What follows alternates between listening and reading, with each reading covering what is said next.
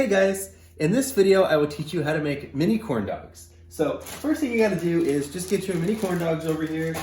They are perfect bite size right over here and easy to make. All you gotta do is just lay them flat over here on your little baking sheet.